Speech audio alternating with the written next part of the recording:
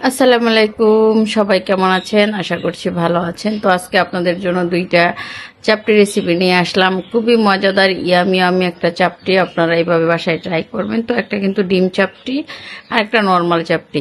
তো এই চাপটিটা কিন্তু দেখতে হলে ফুল ভিডিওটা আমার সাথে দেখতে হবে। হ্যাঁ, তো চলেন দেখে আসি কিভাবে আমি এই চাপটিটা বানাইলাম। ধন্যবাদ সবাইকে।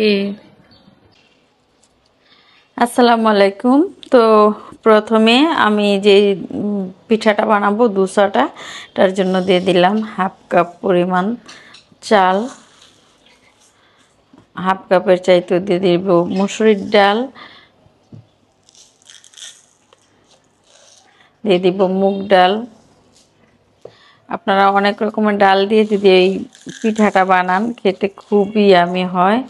দিয়ে দিব তো খেসারির ডাল। তো সব কিছু দিয়ে আমি একসাথে মিশিয়ে নিব। আর এটা কিন্তু খেতে অসম্ভব মজা লাগে, একবার বাসায় ট্রাই করবেন। তো আমি পানি দিয়ে দিচ্ছি।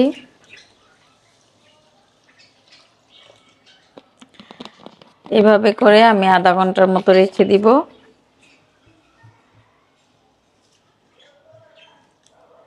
আধা ঘন্টা পর আবারও আপনাদের মাঝে ফিরে আসতেছি।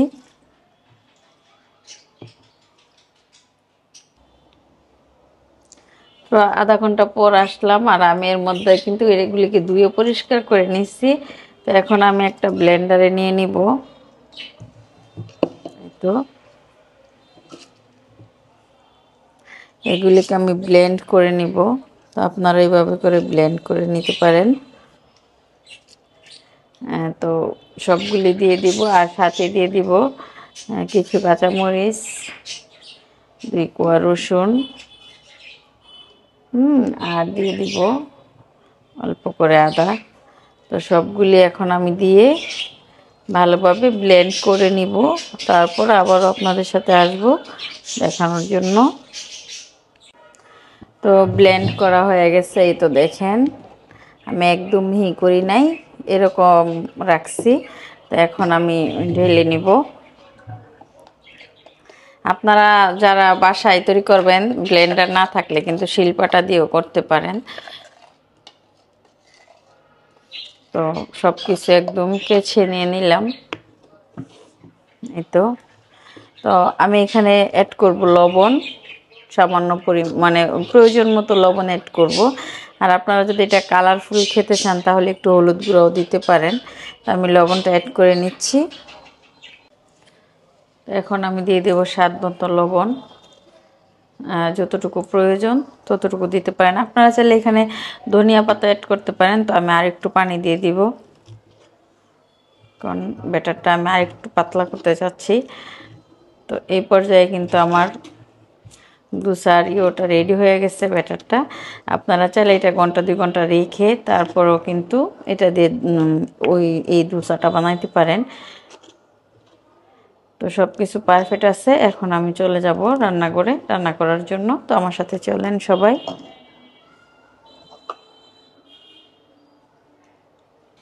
তো এই পর্যায়ে আমি কিন্তু প্যান বসাই দিলাম, আর এখন আমি দিয়ে দিব সেই দোসার ব্যাটারটা।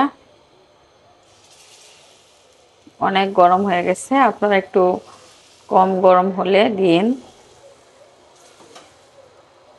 এটা আপনার উপর, আপনি কতটুকু পাতলা এবং কতটুকু মোটা করবেন, এটা সম্পূর্ণ আপনার উপর। আমার এটা দিয়ে মনে হয়েছে যে আমি যদি আরেকটু কম দিতাম তাহলে ভালো হইতো।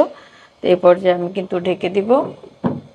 ঢেকে এটাকে কিছুক্ষণ রান্না করব।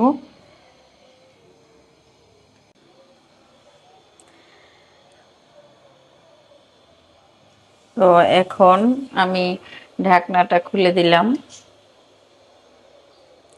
খুলে দেওয়ার পর একটু তেল ব্রাশ করে দিব। আমি কিন্তু প্রথমে কোনো তেল দিইনি, এখন আমি উপর দিয়ে তেল ব্রাশ করে দিচ্ছি।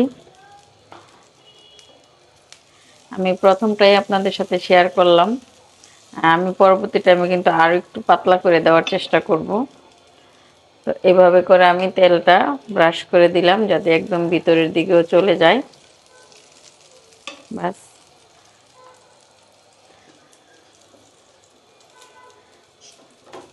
এটা মুচমুচে হবে, মুচমুচে হলে খেতেও ভাল লাগবে। আমি সাইডটা একটু তুলে দিচ্ছি যাতে তেলটা আমার একদম ভিতর পর্যন্ত চলে যায়। তা আরও কিছুক্ষণ সময় আমি এইভাবে এটাকে রান্না করব। তো এই পর্যায়ে কিন্তু আমি চাপটিটাকে তুলে নিব বা দোসাটাকে তুলে নেব। এই যে কালারটাও মাশাআল্লাহ অনেক সুন্দর হয়েছে, এটা খেতেও কিন্তু অনেক মজা। তো আমি তুলে নিচ্ছি। আমি দ্বিতীয় আরেকটা চাপটি দিয়ে আপনাদেরকে দেখাবো, আর এটা দুই রকম করে বানানো যায়। এবারে চাপটিটা আমি ছোট দিব, পাতলা করে দিব আর কি।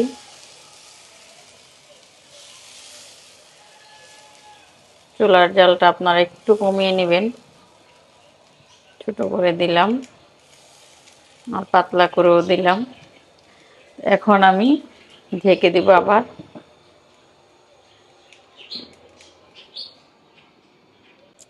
এই পর্যায়ে আমি একটা ডিম ভেঙে দিয়ে দিব। আর এরকম নাস্তাগুলি খেতে ভালোই লাগে।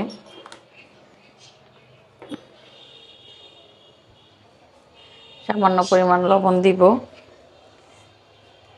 এখন আমি ডিমের কুসুমটাকে ভেঙে দিব।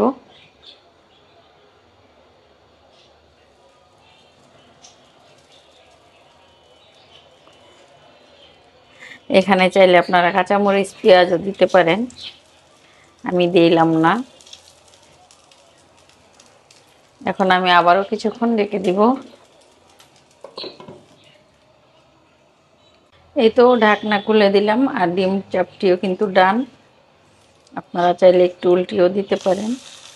আর কালারটা দেখেন মাশাআল্লাহ কত সুন্দর হয়েছে। আমি একটু তেল ব্রাশ করে দিচ্ছি আবারও।